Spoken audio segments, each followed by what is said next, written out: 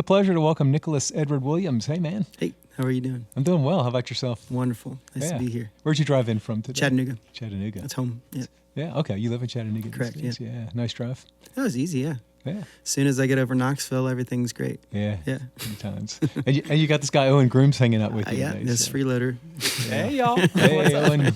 Yeah, glad to see you in accompanying Nicholas today. There's a show coming up tomorrow night at the Purple Onion in Saluda. Correct. And then a big show on Friday. You're playing at the Central United Methodist Church downtown Asheville, the Sanctuary Series with Hannah Kaminer. Yeah. That's going to be good times, huh? That's going to be great. Owen will be there. It's a benefit for JAM, the Transylvania County chapter.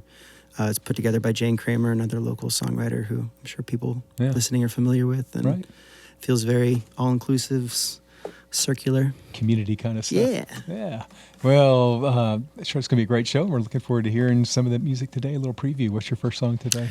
I'm going to do Spikedriver Blues. This is a song that was recorded by Mississippi John Hurt in 1926. It was included on the Anthology of American Folk Music. One of the reasons that he was discovered again in 1963 and brought back to the fold. And it's a song that pays tribute to John Henry, the mythical African-American hero of spike drivers who would drive huge spikes into the side of mountainsides to blow up big tunnels for railroads. And this goes like this.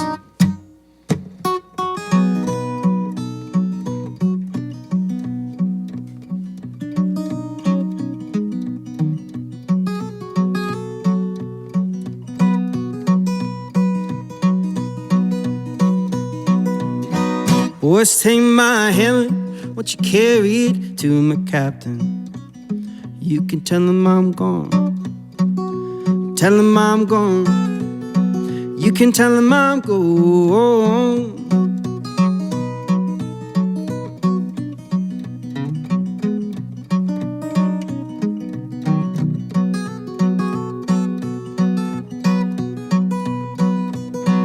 It's a long, long way from East Colorado, baby, to my home. Honey, to my home. Honey, to my home.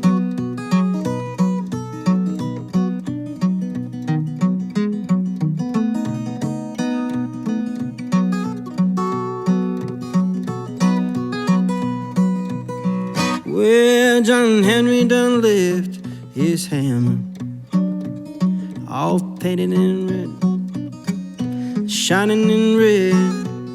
John Henry's dead.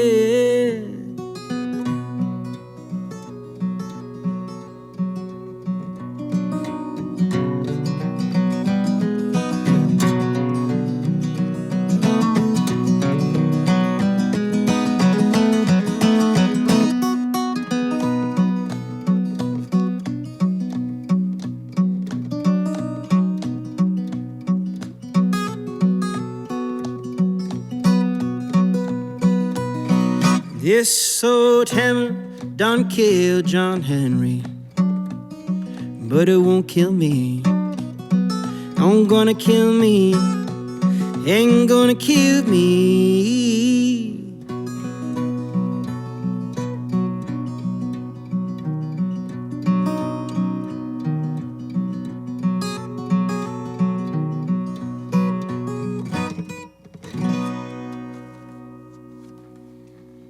All right, it's WNCW Live Music today from Nicolas Edward Williams, and that song about John Henry.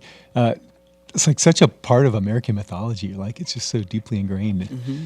Yeah, I wonder it's surprising how many people don't know about his story either. Yeah. I mean, I think it's a name that gets thrown around a lot, but the actual story of his life is fascinating, and I don't think that many people know that.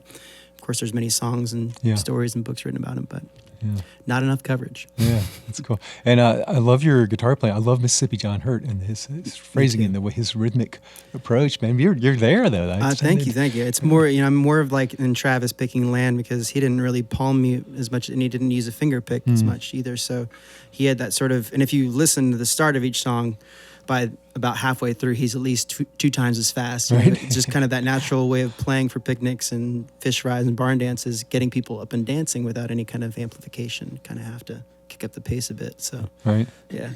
But thank you for the compliment. Yeah, that sounds good. How long did it take you to get your chops playing guitar?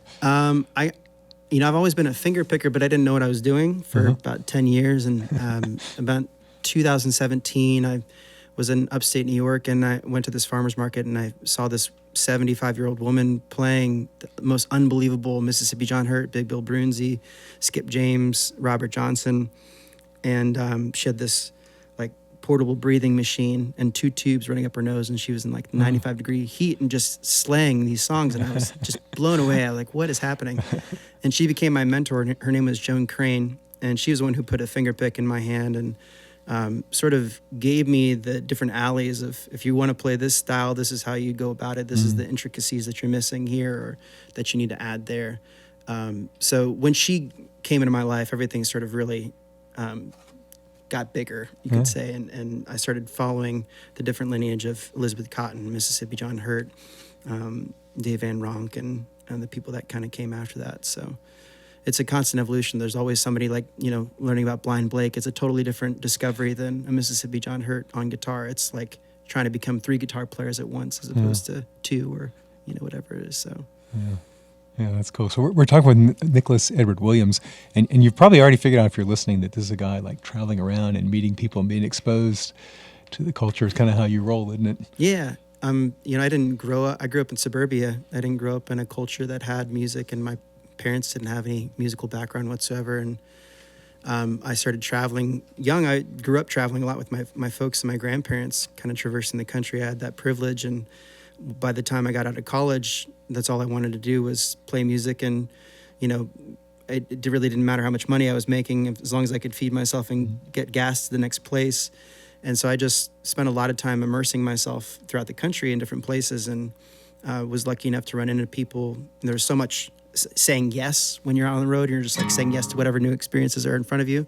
And that allowed me to really soak up some different experiences that I could never tailor myself. I just had to show up for them, And that's such a part of that's what like folk music. That's what the tradition is, right? Yeah, I think so too. I wish in a lot of ways, I wish I would have grown up in a culture like Owen did, or somebody that has the heritage is there, and you get passed on a lineage through the oral tradition, as opposed to learning. A lot of what I've learned has been through recordings and through studying history and whatnot. But there's still some oral history around, of course, and I'm lucky enough to soak that up when I can also. So yeah, that's nice.